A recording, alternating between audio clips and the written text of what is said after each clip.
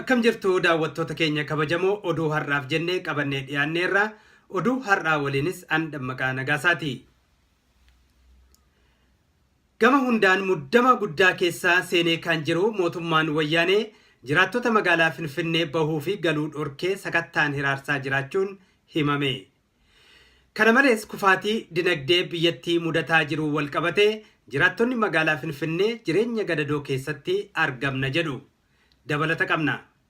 Jiraataan magaalaa Finfinnee tokko akka nuuf himanitti mootummaan wayyaanee sababa walgahii gamtaa Afrikaa wixata dhufturraa kaasee gaggeeffamuuf jecha sodaa guddaa keessa waan seeneef jiraattota magaalichaa sakatta'aan garmalee hiraarsaa jira.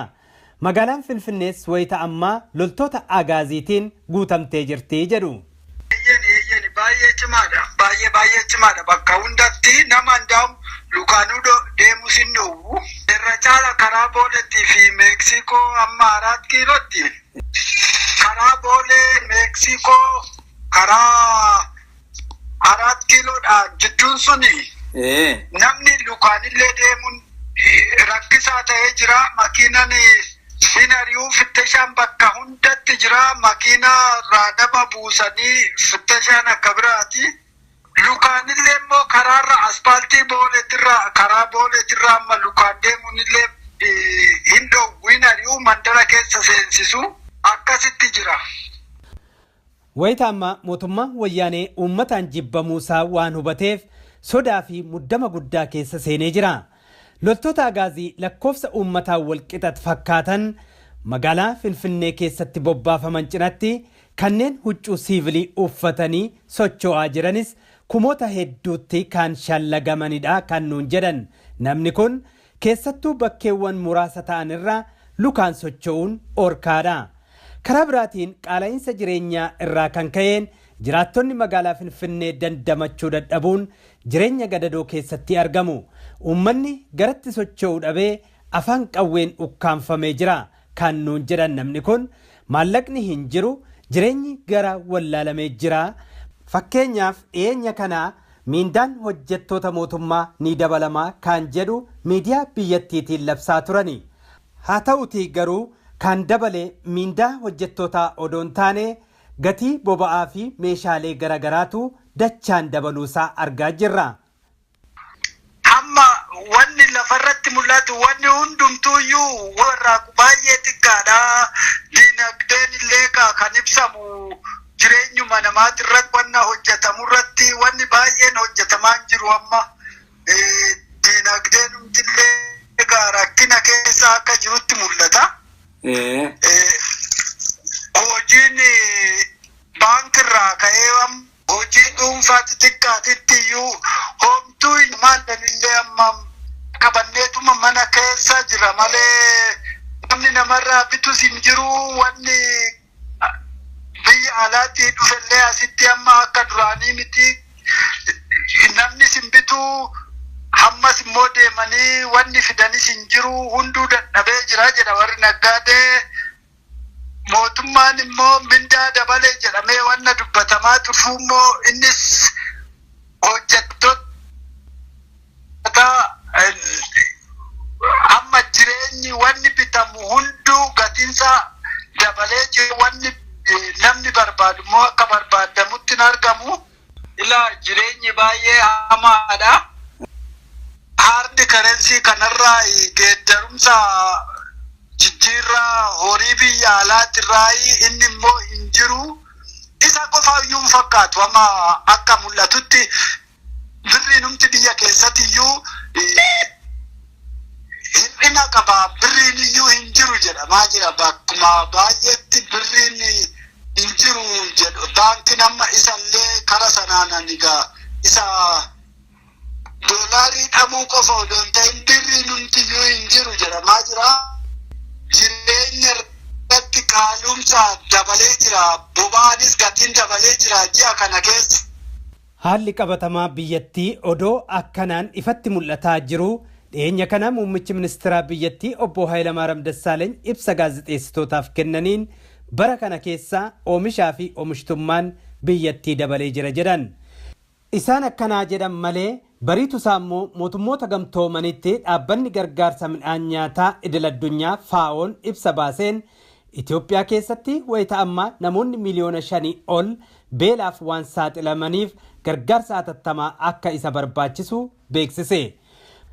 Kun odoo kanaan jiru biyyattiin garmalee dinagdeen kufaa jiraachuu ishee kan agarsiisu gaazexaan mootummaa wayyaaneen walitti hidhata qabu The Ethiopian Reporter jedhamu maxxansa isaa dheengadda baaseen piroojeektiin baabura biyyattii maqaa guddina dinagdeetiin ittiin of faarsaa turte biliyoona 100 fi biliyoona 2 oliin waan kasaareef hojiinsa akka dhaabbate maxxansa kanaan beeksiseera. Mootummaa wayyaanee godina Harargee Lixaa aanaa Gammachiis magaalaa Qunnee fi naannawaa ishiitti sababa hongeetiin uummata beelaaf saaxilame daagaa hojjedhaa jechuun dararaa akka jiru himame. Usmaan Abdullatiif dabalata qaba. Godina Harargee Lixaa aanaa Gammachiis magaalaa Qunneetii fi araddaalee magaalaa Qunneetti mootummaan maqaa misoomaatiin uummata waan nyaatee bulu hin qabne daagaa fi bosona manca'ee bakka buuftanii dhaabdan jechuun akka dirqamaatti nama cinqaa jira. Hawaasni naannawa sanii hojumaata waan ittiin jiraatan carraaqachuu hanqatanii rakkachaa jiraachuu Oromiyaa Miidiyaa Neetworkitti himan. Sirriidha. Aanaa Gammachiis keessatti rakkoo hamaatu uummata mijataa jira.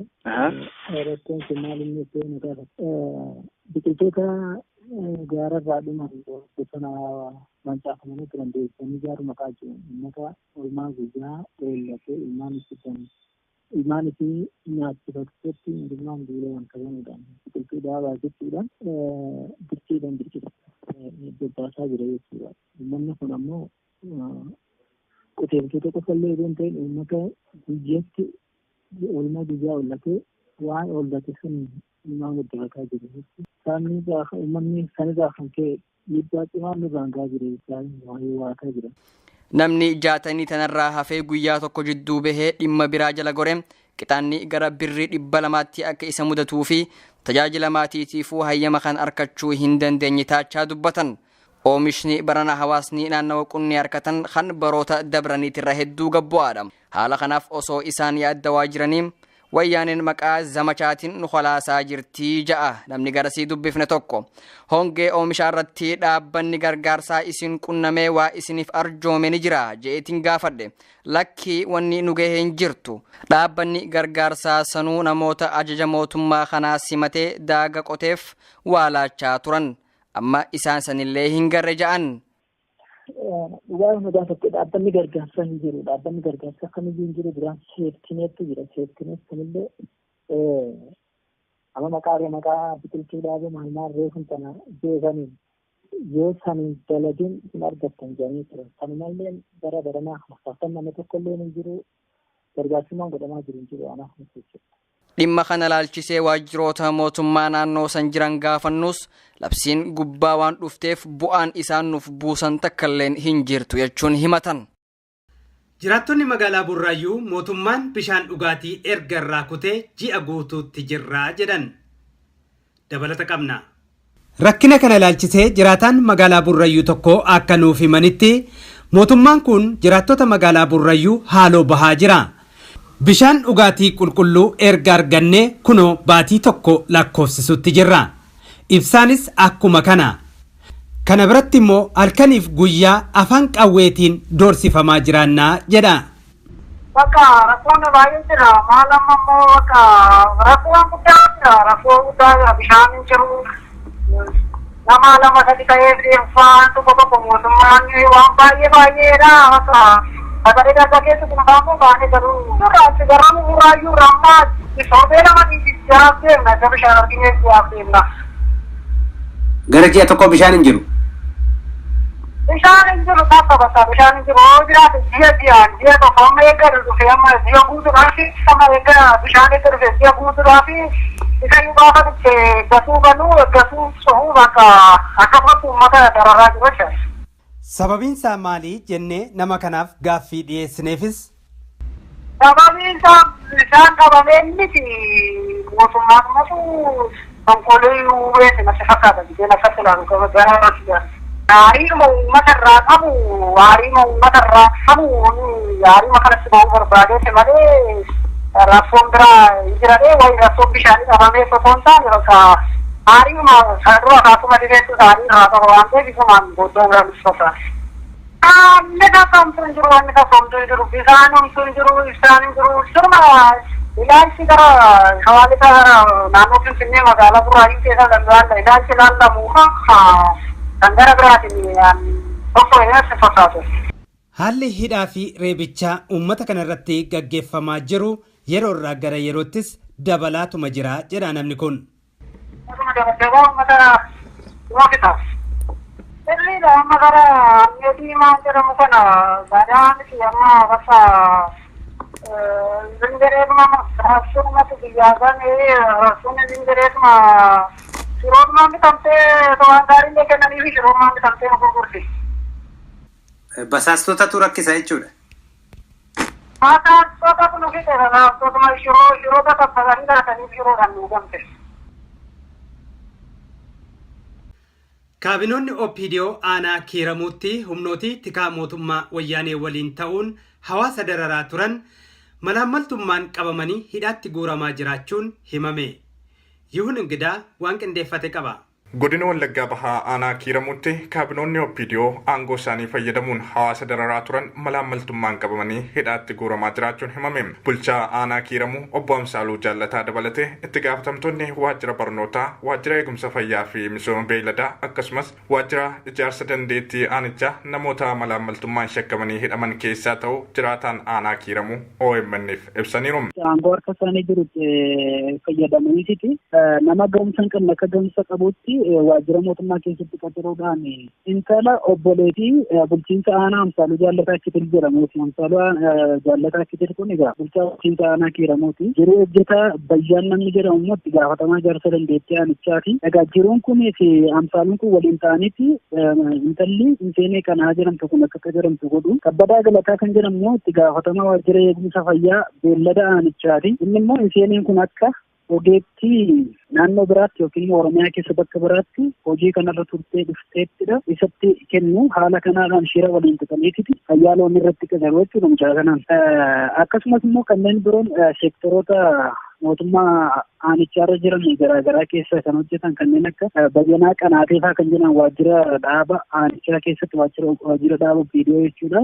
Ijaarsa namaa yookiin immoo ijaarsa dhaabaa kan ture. Innis akkasuma mana hidhaatti darbameera. Darbee Taadduu namni jedhamu Taadduu Moosiisaa namni jedhamu immoo maastarsi sobaadha maastarsi hojjetan fide jedheeti fira Amsaaluu Jaallataa sanaati. Hoogganaa mana barnootaa sadarkaa lammaffaa aanaa kiiramuu ta'eeti haala kanaan waan akkasii hojjetu jechuudha. Kaabinoonni kunneen wayitaa aangoorra turanittis malaammaltummaattiin shakkamaniin cinatti humnoota tikaa mootummaa wayyaanee uummata irratti bobbaase waliin ta'uun dargaggootaa fi hawaasa aanichaa dararaa turuun isaanii ni yaadatama. Bakka aangawoota hidhamanii namoonni biroon bakka buufamaniiru. Haa ta'u malee isaan haaraa muudaman irraas uummanni aanichaa amantaa kan hin qabne ta'uu jiraataan aanichaa kun OMN'f ibsaniiru. Dargaggeessi aanaa sanarraa akka godaanu sababa isaaniidhaan akka dargaggeessi biyya isaa akka biyyaatti ilaalee biyya sana akka hin jiraannedhaaf dhiibbaa garaagaraatti kan gochaa turan. Bakka namoota kanaa namoonni buufaman akkamiin warra quuqama hawaasaa qabanidha jechuu dandeenya. Jedhamuu hin danda'u. Maal quuqama hawaasaa OPDO'n guutummaan yookiin miseensa OPDO hundi isaanii quuqama hawaasaa hin qaban jechuun nama rakkisa. Isaan achuma achitti sunsuma yoo jijjiiran ittoonni eessatti jedhamu sana. Qondaaltonni OPDO biroonis dhumni isaanii mana hidhaa ta'uu hubachuun diinatti hidhatanii hawaasa dararurraa akka of qusatan.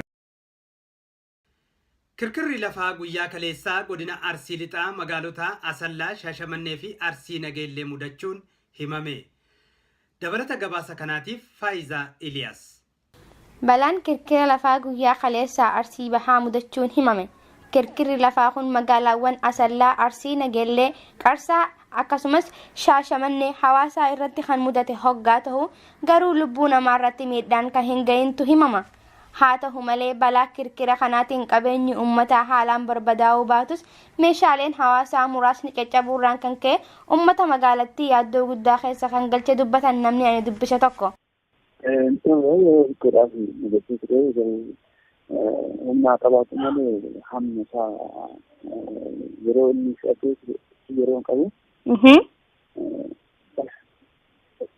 Fakeen diin muraasa keessa ture bakka deebi'eetii naannoo tokko tokko immoo fakeen isaa immoo deebi'ee bakka eleksii ilaalama mul'atanii jira.